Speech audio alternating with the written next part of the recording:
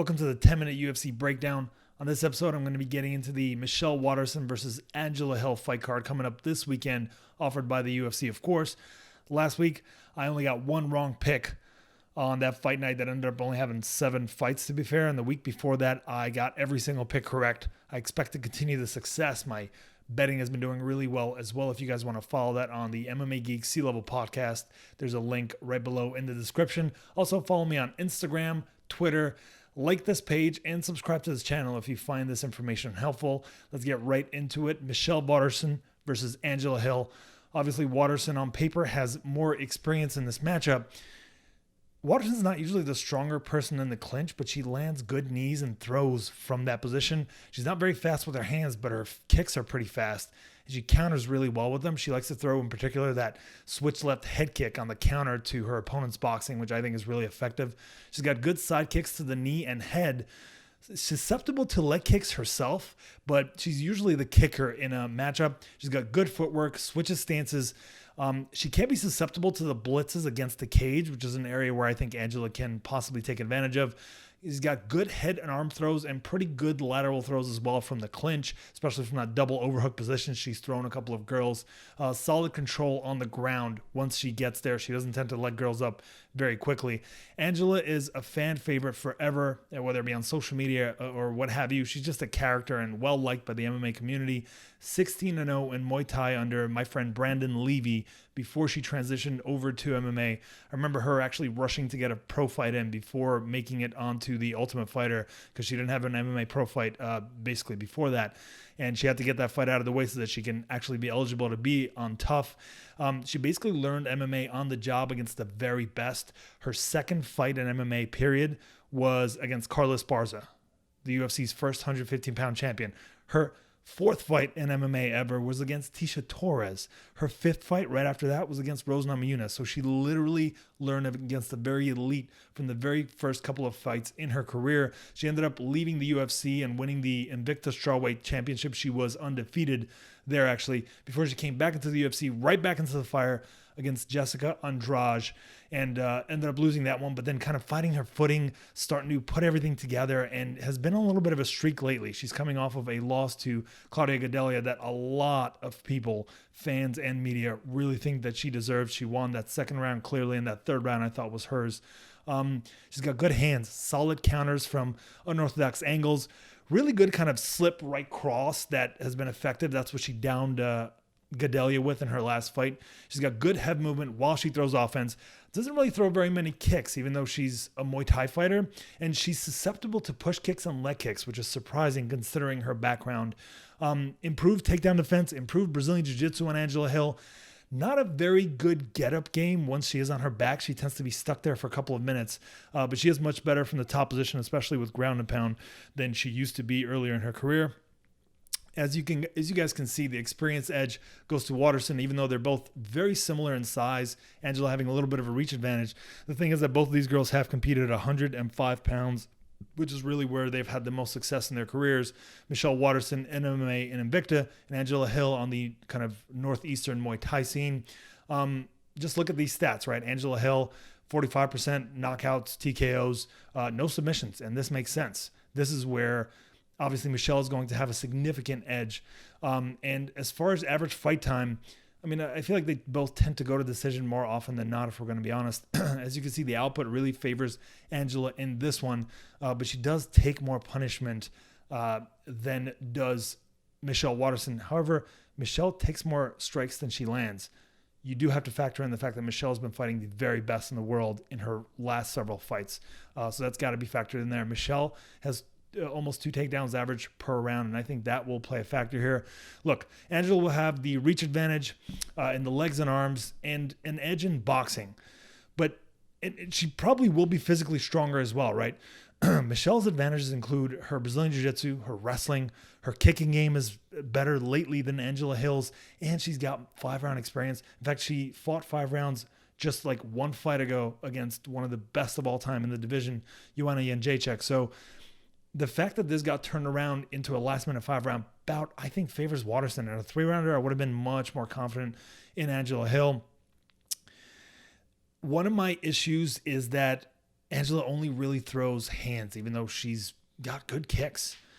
And she gets takedowns against inexperienced opponents, but that doesn't describe Angela. She's very experienced, right? Angela took several T kicks from Lugbume, including one to the face, and that's something that Michelle throws all of the time. She was also held down by Lugbume and by Gadelia in one of the 2 rounds that she competed against both of those girls, and Michelle has solid top control and good clinch throws. So I feel as if Michelle has the right strengths to possibly counter Angela's weaknesses. But here's the thing. If Angela keeps her pace very high, if she gets into Michelle's Waterson's face and pressures her, that's where Angela's going to win this fight. And I think she has the capability of doing it. I'm having a real tough time with it. I officially made my pick earlier in the week on my podcast, and I picked Michelle Waterson. I'm going to pick Angela Hill, partially because I'm genuinely going to be rooting for her, but I'm having a really hard time with this one, and very, very interested in this matchup. Looking forward to seeing how it plays out. Again, giving the ever so slightest edge to Hill, but there's a solid argument to be made for Michelle Waterson in this matchup as well. Next up in the co-main event of this one, we got a fight between Ottman Azaitar and Karma Worthy. This is an interesting matchup between 2 guys that have only gotten knockouts in their UFC careers thus far. As you can see, Worthy has the height, the reach advantage, and that could play a significant factor here if he plays the right game plan, right? Worthy is 2-0 in the UFC with knockout win over Devontae Smith and a submission over Luis Pena, both by finish. These are both solid prospects, so very impressive victories there. He used to be a journeyman, but now is on a 7-fight win streak, including those 2 wins, and undefeated for 3 years. He uses fakes and feints to kind of draw out his opponent's offense so that he can counter, and he counters big and with combos very consistently, which I really like that part of his game. He's got good right kicks, goes to the body plenty, which I really appreciate. I'd say he's crafty overall. The guy's very experienced. And when you kind of hear him in interviews, he sounds bright and confident. And I think that's a factor here as well. He sounds like he's, in a good place mentally, and that can go a long way to allowing you to win a close fight. He's been KO'd in 5 of his 6 losses, though, so his chin is a serious concern against Azaitar, who is kind of a monster. The man really only gets knockouts. I know the UFC stats over here are not up, but I think first of all, he's undefeated in, I think, 11 wins and maybe 12 wins, and I think only 1 fight did he not finish by knockout. So this guy is a prolific finisher. He's got insane power, fast and athletic, aggressive, relentless boxing offense when standing, and he will kind of brawl if his opponent is being aggressive because he cannot help countering everything his opponent throws. More on the back foot in the second round than the first round. The first round is just nonstop blitzing. The second round, he's waiting for the counter opportunities, and he counters with big bobs and combos, kind of like Karma Worthy in this matchup. He's got a good left hook to the body when he wants to throw it, followed up by that overhand. I really like that combo. He can be taken down, but works on getting up quickly. Although when he is getting up, he can get his back taken. He will go for takedowns if he is hurt, and he can be dropped, but he recovers fast because of his conditioning. Considering how much output he has in that first round, it's shocking that, the time or two that he went into the second or third round, he still had plenty of pep and plenty of power. That is absolutely astounding to me. He must work incredibly hard. And if he didn't blow his load in that first round, he would have been just a consistent punisher throughout all 3 rounds. He will go for takedowns if he's hurt, but I don't expect that to be a likely scenario here. I think that Worthy has a 3-inch height and reach advantage, as I mentioned earlier, right? He's got 22 fights to Azaitar's 12 fights. Azaitar being 12-0, almost double the experience for Karma Worthy in this matchup, right? He beat solid prospects, and Azaitar beat kind of a mediocre opponent so far in the UFC. I've got concerns about Karma's chin against a hard hitter. That's what makes this close. I actually think that a bet on Azaitar by finish is not a bad way to go. You get something like plus 200 odds, and if he's going to finish this fight, it's going to be by knockout in all likelihood. But I am going with Karma Worthy, who's going to have the size advantage. I think he's going to have the MMA IQ advantage, and he's got the UFC experience against a higher level of competition. But I see all the opportunity for Azaitar to get a knockout here against the guy who, let's face it, has shown a pretty bad chin in 5 of his 6 losses. Next up, we've got a really solid matchup at 125 pounds between Roxy, Madifari, and Andrea Lee. Both these girls are kind of hardcore fan favorites. Obviously, both are very experienced. Roxanne and Madifari having at least double, maybe triple the experience that Andrea Lee brings into this matchup. And she's got a little bit of a size advantage in height, at least, does Roxanne Madifari. I think she's a little bit of a bigger girl here, where I think Andrea Lee has a shot at making 115. Roxanne Madifari used to compete at 135 pounds. Now, I think the output is really one of the major differences here in that, yeah, Roxy Madifari has 4 strikes landed per minute, but a lot of those strikes are on the ground. Even though she has a good kind of pressure bullying, kind of just nonstop right hand style on the feet, working her way into the clinch. Here's the thing. Roxy is obviously a grappler more than anything else, right? She tends to beat these young prospects that aren't ready for the big times. She works trips or double underhook, trips or double leg takedowns, loses to top contenders, and tends to beat girls that are not quite ready for that top contention yet. Lee is 3-0 into the UFC at the start of her UFC career, right? And then she's now on a 2-fight losing streak. Lauren Murphy and Joanne Calderwood both beat her by split decision. These were super competitive fights that could have easily gone either way. She's got a solid high output striking style, good hands, effective kicks, prefers to counter, but willing to throw first. Decent takedowns, but can be taken down. She is pretty good at getting up though. This is actually a rematch from their fight back in, this was literally years ago when Roxanne Madifari was 11 fights, 27 fights, 11 years into her pro career, and Andrea Lee was in her second pro fight. And it was a split decision win for Roxy Madifari then. Both improved a lot since then, right? But Lee gave up 9 takedowns in her last 3 fights. That's where the real concern comes in. But she will be the more athletic and probably able to get up if Roxanne dumps her. I think Lee can walk away with at least 2 rounds in this one, but just like the other 2 fights, I mean it when I say this is close and could absolutely go either way. Lee has given up enough takedowns for Matafari to be able to take her down a few times and win 2 rounds, and I think Lee is strong enough so that she should be able to get up and avoid most of those takedowns. So it really depends on which one of these kind of strengths play out and play a bigger factor in the matchup. Next, we've got a rather interesting light heavyweight matchup between Mike Rodriguez and Ed Herman. Both guys have plenty of holes in their games. Herman used to be a solid wrestler and a sick grappler early in his kind of UFC career. He used to be a middleweight back then, and he's literally changed everything now. He's a light heavyweight now. He throws heavy punches in slow motion rather than going for takedowns and submissions. He holds the clinch in dirty boxes. He's got veteran savvy, but he stopped doing what brought him to the dance. And Rodriguez is a hard, fast puncher. He's got good kicks, good knees. He's 6'4" with an 182-inch reach, right? That is significant in any division, whether it be light heavyweight, middleweight, or heavyweight. He gets up from takedowns fairly quickly, but he gives up so many of them. So his wrestling is not very good. And he's coming off of a KO loss, so his chin may be compromised here. Look, both guys have power. Both guys have effective clinch games. Ed can get takedowns and he can catch Mike with a bomb, but I wouldn't bet on it because he doesn't really go for takedowns, and Mike is going to be so much faster. It could go either way, but I'm going to side with the much faster, much bigger man who is 8 years younger in Mike Rodriguez in this one. Next, we've got another fairly interesting bout at lightweight. Bobby Green versus Allan Patrick. Green is, a forever veteran. We've seen this guy on the scene for so long now. Patrick he's got decent takedowns, good top position game, low output striker, never landed more than 40 strikes in his entire UFC career, right? In any one bout. And he lands less than 2 strikes per minute, which is an astonishing number. Like, considering he's a successful UFC fighter, this is insane, especially considering Bobby Green lands 5 strikes per minute. And Bobby Green sometimes gets criticized for not having enough output. So I really think that's saying a lot about this matchup. Green is a slick boxer. He can be super effective with his strikes, but doesn't really throw enough of them at times, right? There are times when he kind of gets into his head and matches his opponent's pace, and I think that's often to his detriment. But again, look at all these striking stats. They favor Green in a big, big way.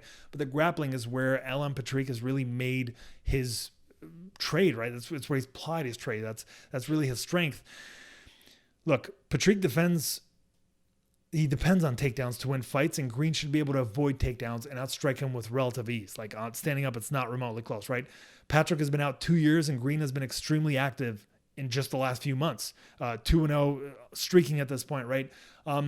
Oddly enough, Green has been in the kind of big time MMA game longer, but he's 3 years younger than Patrick, who's 37. So I like Green here all the way. I actually think this is a really safe bet and one worth investing into on the betting line. You can get even odds on Green by decision, and that's exactly how this fight is going to go. Like, I would be genuinely surprised if either of these men are able to finish the other. So I like Bobby Green by decision in that matchup. Next, we've got a matchup between Billy Quarantillo and Kyle the Monster Nelson. Billy made his career by kind of surviving the first round and taking over with superior conditioning and heart. After that, Nelson made his career by running through people in the first round, and on the occasion when an experienced veteran is able to survive the first round, he gets finished after that. Seems like kind of a fairly open shut case. This fight is going to go one of two ways, right? Billy fought Spike Carlisle on his last bout, and Spike is the same sort of fighter as is Kyle Nelson. Super dangerous early, very athletic, but gets tired. The thing is that Carlisle gets tired later than does Nelson. Carlisle can go for a good 8-9 minutes, pretty strong, and then he gets exhausted. Nelson can go for maybe 3 or 4 minutes, and he goes full blast, and then he's tired, right? Billy won the second round of that fight by landing damaging shots from the bottom. I don't like that. Like, you can't rely on judges to give you credit for that. So if that's going to be his kind of strategy here, it's not going to work well. But Kyle should be exhausted by that second round. Kyle will be the more physically imposing fighter and probably dominate the first round, but Billy should survive that unless he takes a big bomb and then, it takes over after that. But big athletic disparity though, and Nelson is 10-1 at 145 pounds. So there is real risk here. Fun fact, both of these guys have a win over Karma Worthy, who is co-main eventing on the same night that these guys are on the undercard. And both these guys knocked him out. And now Karma Worthy's ranked above both these guys. So I just thought that was kind of an interesting thing of the kind of shift that could happen from the regional scene into the pro scene. Next, we've got a matchup. Actually, we're going into the prelims next, which is fun. Got a matchup between Julia Avila and Sarge Eubanks, a fight at 125 pounds, which I think is rather interesting. Another kind of matchup of very, very, very different styles. Here's the thing. Avila is a bully. She is 2-0 in the UFC, gritty pressure striker, serious power, good takedown defense, and she's a hot prospect in the division. There's no two ways about it, right? Eubanks is a Brazilian Jiu-Jitsu black belt, trains under Mark Henry and Ricardo Almeida at the Nicotone MMA school. Very strong, solid power, sometimes tires late in a fight. And really, that's the big factor here. Avila should be able to defend takedowns, especially after the first round when Eubanks will be tired. Avila will have the output, technique, and power edge standing. And so I'm picking her. A finish is possible here. But I can also see Sarge surviving to a decision. I mean, let's face it, Sarge's record, it's kind of an even record. It's 6-4. I think if you look at topology, it's 5-4. So she's not exactly elite considering she's ranked at this point, and she's going to be the smaller fighter in this matchup. So I like Julia Avila here all the way. I think there's a good reason why she is a decent sized favorite. Now, Roosavelt Roberts got a major break. Notice how they have him here in the big picture against Matt Fravola, who had to pull out recently. Kevin Croom is actually the guy that's replaced Matt Fravola. He's kind of a regional scene guy, not super successful. He might be on a 2 or 3 fight winning streak after losing a couple of fights before that. Roosevelt Roberts is going to be able to do whatever he possibly wants to him. It's gritty veterans that are able to beat Roberts, and I actually would have probably edged toward Matt Fravola had this fight stayed intact, but I've got Roosevelt Roberts here. That's an easy one. Alexander Romanov, I am very excited about this guy. I spoke about him last week. Unfortunately, he was not able to compete because his opponent tested positive for COVID. But he is basically the Khabib of heavyweight, except he hasn't faced high-level competition yet. So we're yet to see whether he is that good as Khabib can be, right? But you don't have to be nearly as good as Khabib to dominate at heavyweight. And he's shown a lot of those semblances, aggressive wrestling, nasty, brutal ground and pound from up top. He just runs through everybody. He's 11-0, undefeated, really good fighter, man. I am super excited about this guy. As you can see, he's got all submissions and TKOs. There's no two ways about it. The man does not go to decision. He's gone to a third round only once. He did look tired in that third round, but considering the amount of output that he had in the first 2 rounds, that's not that bad. Roque Martinez is a good boxer, made his kind of name in that Japanese scene. He lost the American Core Cup by cut. He beat some, overly steroided pro wrestlers. Speaking of steroided, Mirko Cro Cop still fighting at like 58 or whatever he is. I think Alexander Romanov is going to do whatever he wants here. There's a chance that he runs into a Roque right hand or something. Roque is super fast, really fast, good hands. He throws flying knees. Both of these guys throw crazy flying stuff, right? For two guys that weigh about 260 pounds, it's incredible. But both really athletic. I like Romanov to ground him and pound him. I think he's going to ravage this man. And even though Roque has a shot at landing one shot and kind of finishing it that way, I don't think it's super likely against a guy as talented as Romanov. And we've got an interesting matchup. I guess interesting. This should, in my opinion, at least be fairly one-sided. A matchup between Brock Weaver and Jailin Turner. Jailin Turner is, I spoke about him last week. He was also supposed to compete last week. The card ended up getting ravaged, honestly. He's tall, rangy striker, has power and speed, hasn't responded well to resistance from high-level opponents. He did lose to Matt Fravola and Vicente Luque, though. Those are like real prospects at 155 and 170 pounds. He had no business fighting Vicente Luque on short notice, one weight division up, but he did. And by the way, he looked decent until he got finished. Weaver has had trouble in his two-fight UFC tenure so far, right? He's officially 1-1, but should be 0-2.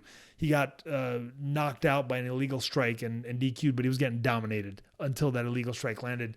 The fact that, he got basically finished in both of his UFC fights is not a good sign against the finisher and Jailin Turner. Jailin's a Brazilian Jiu-Jitsu brown belt. He should be able to ground him and do damage there. That's probably the easiest way to go. Since Jailin Turner has lost only by knockout, that's the way to beat him. And so Brock Weaver has a shot here. But I think Turner will be smart enough to take him down and do whatever he wants. Even standing, I think he should be able to keep the kind of distance that he's comfortable with, given the insane size disparity. I mean, look at this.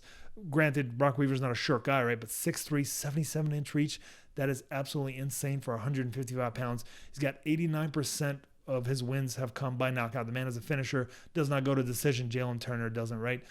His chin, again, it does concern me, but look at the output. Look at the difference in output between these two guys. Look at the amount of punishment that Brock Weaver has taken so far in his UFC career. I like Brock Weaver. Jailin Turner, all the way here. Not much doubt about that pick, except for Jailin Turner's shoddy chin. Bryan Barberena versus Anthony Ivy.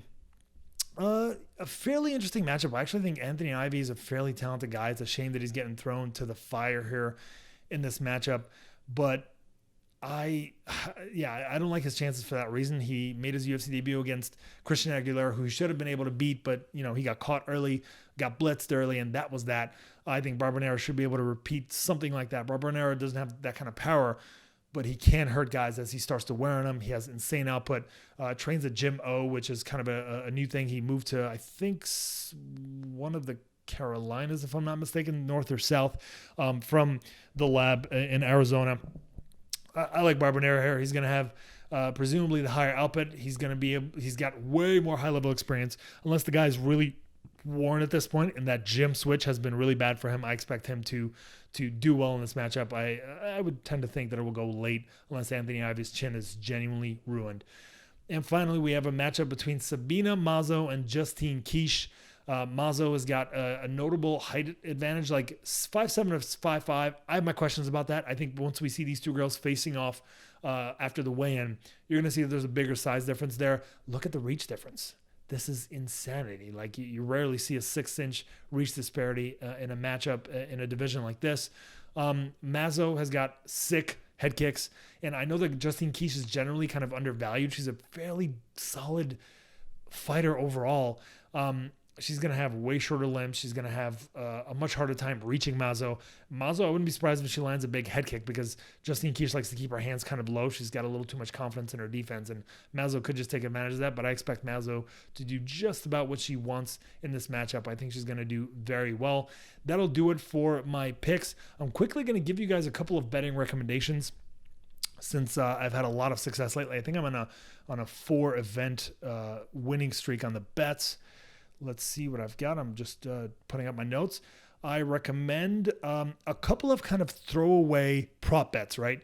Nelson in the first round, plus 675, $10 to win $67. Nelson's fighting Quarantillo, who's a really slow starter. Nelson has insane power early.